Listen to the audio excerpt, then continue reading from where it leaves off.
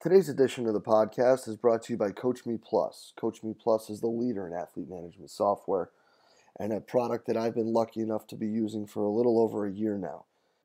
Only rivaled by the impeccable customer service that Kevin and his staff provides, Coach Me Plus's ability to constantly be amoeba-like in their ability to mold and matriculate what you're trying to get across and bring together is absolutely fantastic. Their constant pursuit of better ways and better methods and innovations and progress to their own product is absolutely fantastic. Go over to CoachMePlus.com. Check out what they got, guys. It's something that I guarantee you won't be disappointed with. Hello, and welcome to the podcast.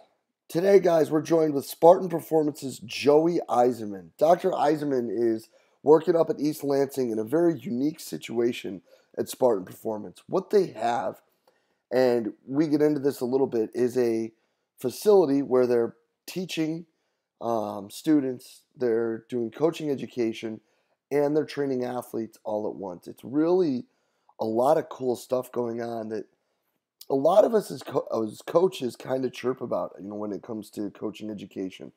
So Dr. Eisenmann gets right into that and talking about his background and what they do up there. Then he gets into some ways he sees that we can better connect the analytics or sports science realms with strength and conditioning, along with how he sees building better relationships on campus can be done and building better teams with the entire staff that you work with.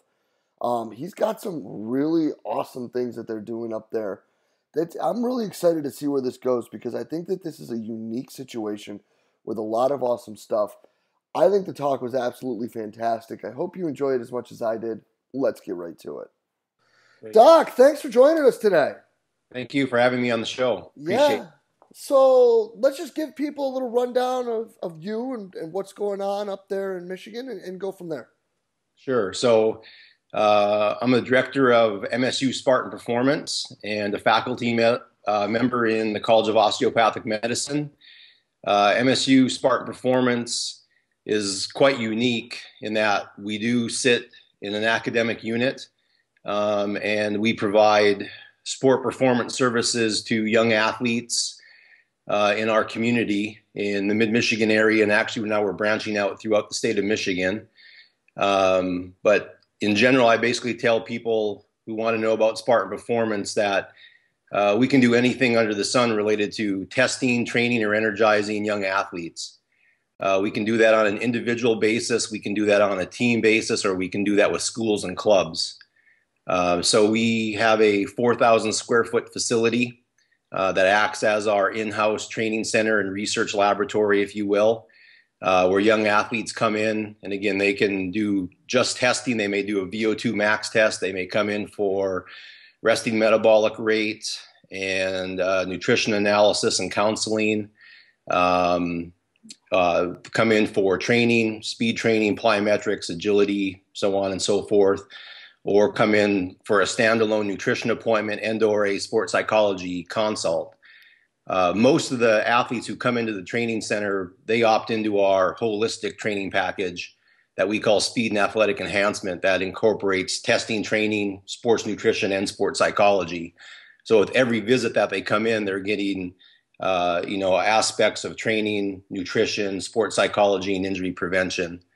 In addition to that, we have contracts with 18 schools and clubs, mostly in the mid-Michigan area, but we do have a few throughout the state of Michigan where we do remote training, coach education, and then manage them through an athlete management system as well. So that's roughly 2,500 athletes and coaches that we have to take care of on a daily basis. And the way that we do that is through a fairly robust intern program. So we start these young people in a course that the staff teaches them our methodology. They have to pass a written and a practical examination to first work in the clinic where they're highly supervised. Those who want to stay on with us, we start introducing them to team training. And then once they become what we call a level 3 intern, they are assigned to a team, a school, or a club. So, for example, this afternoon at 2:30 or 3 o'clock, we're going to have our army of interns go out to these 18 schools and clubs and basically serve as the head sport performance specialist at this high school or club or with a youth sports team. So it's a great hands-on learning experience for them. In addition to that, we have some sports science and some data analytics interns as well that work primarily with me and doing research, sports science, handling some data, and some of those aspects. So out of one facility, you guys have training programs, coaching development / curriculum, and researching the latest methods that are being utilized by coaches out there. Correct. That's not too shabby. Yeah, it keeps me busy and my staff. And, actually, we have a fairly small staff. Besides myself being the director, I have one other full-time person. And then I have two people who are 3/4 time. And then other than that, it's basically interns. So again, it's something that we pride ourselves in terms of the educational model that we're having for what I like to term the next generation of integrated sports performance specialists, because as you're well aware, these integrated sports performance teams are being formed. Strength and conditioning coaches are being asked to perform other duties depending on the size of the school that they're at. And, if they're at a high school or with a club team, they have to know a little bit about sports nutrition. They have to know a little bit about sports psychology. They have to know the injury prevention aspect, return to play protocols and things like that. Obviously staying within scope of practice as well. Yeah, no, but that's really an awesome situation, because obviously one of the things that people like to chirp about is that there isn't a great coaching education model in this country. And lo and behold, there's a place where you actually have a coaching education model, and one that's also doing some pretty interesting and new research as well. Let's talk about what you guys are working on right now up there in East Lansing. Yeah, so again, our research agenda kind of runs the gamut. We're interested in all aspects of integrated sports performance, from training methodology to testing and monitoring, sports nutrition, and sports psychology. So you and I were talking a little bit before the show started here about a paper that I'm working on right now, and not even though it's not original research per se, I think it affects research a lot, and that's this idea that I like to call translational sports science. So in medicine, this is where it started: translational science, translational research, translational medicine is just bench to bedside. And the NSCA has been talking about bridging the gap for decades now, and it's really taking science and applying it. So we have some great research going on in laboratories, whether it be animal models, looking at single muscle fiber, muscle mechanics and dynamics, to invasive studies with humans as well. But how much of that is actually getting to the playing field? And so we need to bridge the gap with that aspect as well. And I think a large part of that also deals with knowledge transfer. So you and I know, and the listeners know, that when a strength and conditioning coach or a sports scientist speaks to the end user, and in most cases that end user is the coach and or the athlete, that we have this huge gap in understanding these scientific concepts and principles that we're trying to apply to training and conditioning. So that becomes really important. But on the other hand, we have this conundrum in the United States where, unfortunately, it's coach-centric instead of athlete-centric programs. And Mike Stone and his group at East Tennessee wrote an excellent paper, which I'm sure you're aware of, called Servant or Service. And it's trying to break down these barriers and obstacles, if you will, with being able to integrate our knowledge. strength and conditioning coaches have a great foundational knowledge in sports science and trying to apply those principles to the athletes. But because we're in a coach-centric environment in a lot of situations, I'm not saying all situations. I work in some great situations where the head coach basically says, Joe, tell me what to do. And it's a great relationship, but unfortunately, that's probably rare in the United States. So yeah, getting back to this idea of translational sports science and taking this wealth of knowledge that we know from laboratory and being able to apply it to the playing field to ultimately affect injury prevention and or performance is a really crucial step in the next years of this industry. So how do you see that gap being bridged? Wow, that's a tough question. I have a great colleague here at Michigan State, Tim Red Wakeham. He's the director of Olympic strength and conditioning. He talks a lot about neck up training, and it's not only with the athletes, but it's with the coaches. It deals a lot with effective communication, negotiation, persuasion, building trust and building relationships, and trying to get some of these coaches to think a little bit more athlete-centered and have a more flat management style. I love Google. I mean, it's amazing, right? We get on and we can find the answer to any question. Yesterday I was driving around and I saw the Google map car and I was pretty pumped about that, you know. But there's a book called How Google Works. And the reason it's such a powerhouse industry is they have this flat management style. They hire the right people, they get them in the right seats, and they get out of the way and they let them do their jobs. I think more athletic organizations need to look at these business models of effective businesses, because ultimately, athletic team it's a business. If you look at it from the outside, right? You have people that need to do jobs, and you have a product at the end. And how do those people get along? Are they doing their job correctly? Are they motivated to do their job?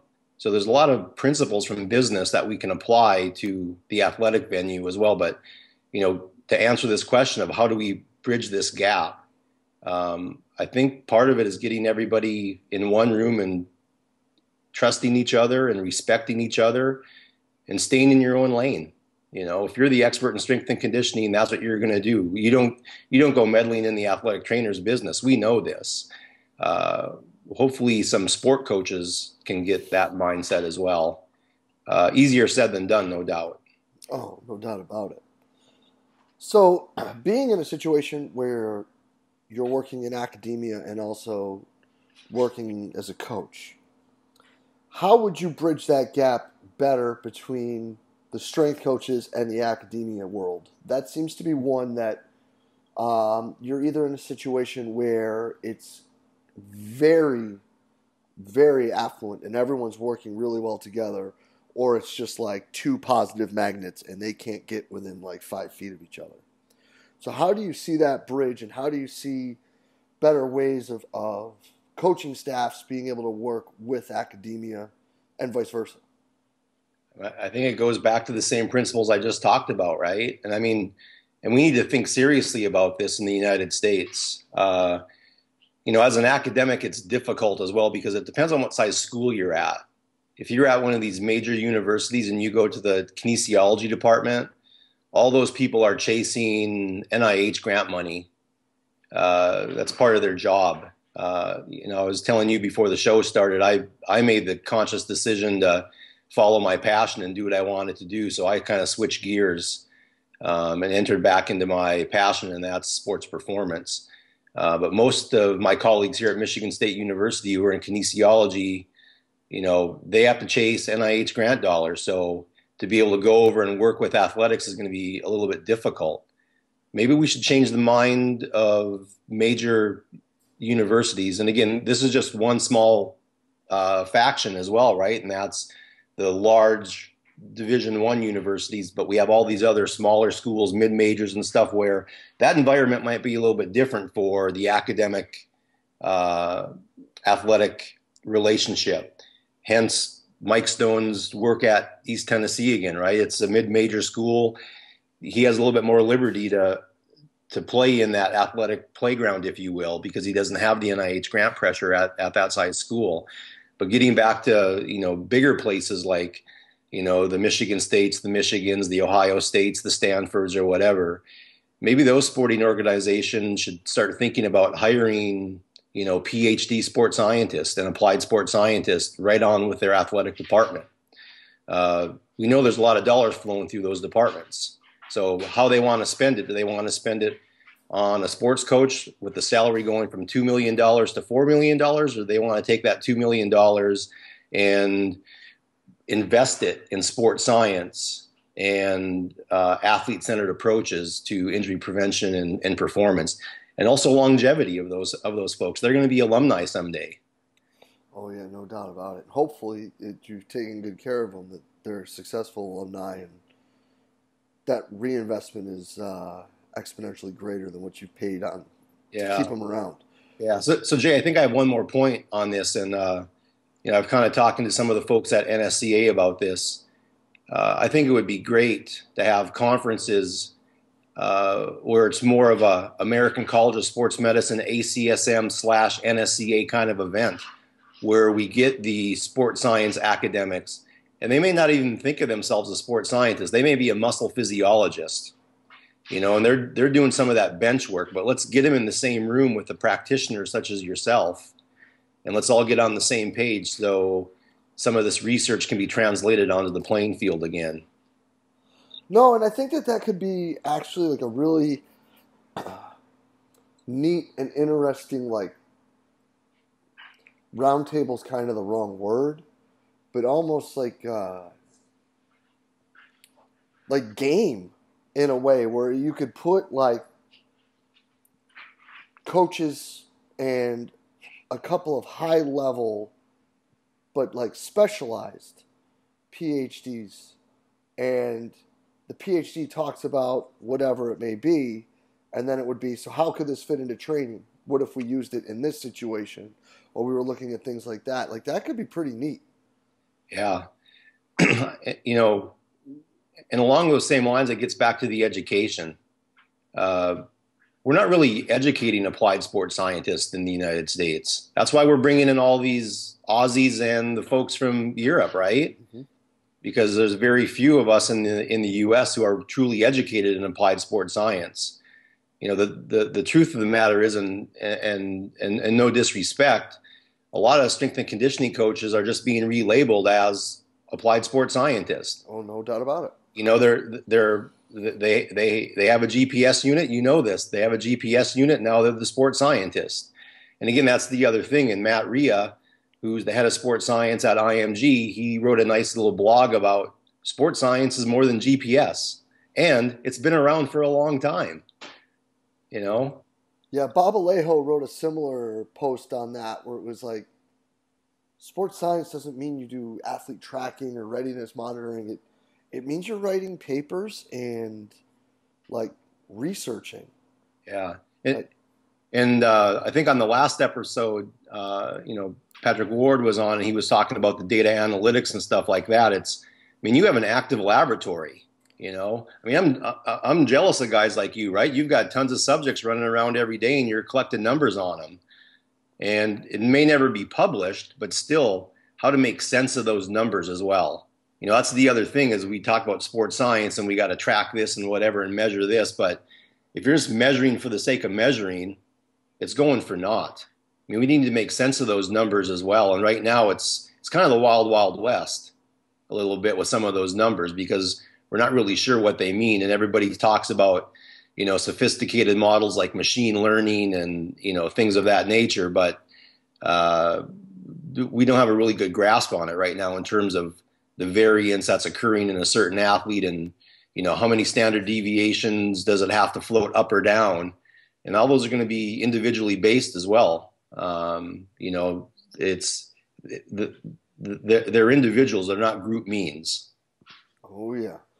And that's a whole other ball of wax right there, when we start talking about what the N of one is versus the team, and what we're looking at when we're actually looking at these tracking points and so on and so forth. Yeah, I mean, it relates to this concept of personalized medicine. Then that comes from genetics, but it can be applied beyond genetics because, as strength and conditioning coaches or sports scientists, we really are, for the most part, interested in the N of one. But collectively, we have to look at the group as well to see, is what we're doing effective for the team as well. But on a day-to-day basis, we're really interested in N's of ones. Oh, no doubt. So, Doc, this is some pretty heavy stuff. And this is some pretty deep thinking. And you're picking up quite a bit here on social media, especially in the Twitter sphere. So let's talk about some ways people can keep track of you and the latest coming out of your lab up there in East Lansing. Yeah, I'm actually a newbie to Twitter. I'm probably maybe 48 hours old on Twitter right now. It's an interesting playground, definitely. It's kind of analogous to golf for a professor. Those professors who golf, they don't last very long, and I think some of the professors who are on Twitter too much, they may not last either. But there's some good stuff there to be able to share with some other expert academic sports scientists, but also with the practitioners. And again, it's a nice playground where science can meet practice as well. So yeah, I've started some activity on Twitter at Joe_Eisenmann. We also post a lot directly from our Spartan Performance Twitter at MSU Spartan Perf, and we keep a pretty active Facebook page with MSU Spartan Performance as well. So those are different ways that we can follow activity related to myself academically as an applied sports scientist, and then also to our organization. Yes, and the website for the organization. The website is spartanperformance.msu.edu. And maybe one thing I want to add as well, kind of related to the research, but a new product that we have that I think that can influence a lot of strength and conditioning coaches who may be at smaller schools. We just turned all of our sports nutrition handouts, because nobody reads anymore. We turn those into videos. Yeah. So we have a video series for sports nutrition. Each video lasts roughly 2 to 4 minutes. So it's a great way for coaches, sports coaches, or strength and conditioning coaches to hold up an iPad and just go through a series of sports nutrition videos, ranging from Nutrition 101 to performance plates, hydration, supplements, so on and so forth. No, and that's huge. And that's one question that coaches always have, is how they can communicate better with their athletes with how they eat. And that's, I'm so glad you hit upon that, because looking through that the other day, I was like, ooh, this is pretty cool. Like, this was a really good idea. So I would highly recommend, if that's something that you guys have been thinking about putting in front of your kids, talking to them about it. It's a real quick, easy way to really get a huge point across. But yeah, Doc, I really appreciate you being on with us today, man. And this is absolutely killer. We will get this up real quick. People are going to love it, man. Thank you so much. Thanks for your time, Jay. Appreciate it. Yeah, man. We'll be in touch soon. Okay, great. And a huge thanks again to Spartan Performance's Dr. Joey Eisenmann for taking the time out to talk with us today. Guys, again, like a lot of cool stuff, and the whole idea of how he looks at it with his background being, more academic and looking at the grant type stuff is connecting it more and looking at more of a medical thought process, but not handling it in a medical way, I think is really fascinating. Plus, again, the whole setup that they have, I think, is absolutely awesome. And the future's bright for us as coaches if we can find more and more places that are building things like this. There's obviously the Stones in Tennessee, and there's obviously what's going on in Springfield, and to have another location is super. And I think that, what Joey and them are doing up there is awesome. So kudos, guys. Keep up the great work. And if you guys did enjoy this talk, guys, please share it through the social media outlet of your choice, Facebook, Twitter, Instagram, whatever it may be. Just trying to get great information out to great coaches. And again, thank you, Dr. Eisenmann, and thank you to Spartan Performance for what you guys are doing. And thank you guys for listening and being a part of Central Virginia Sport Performance. We'll be back next week with another awesome guest. We will see you then.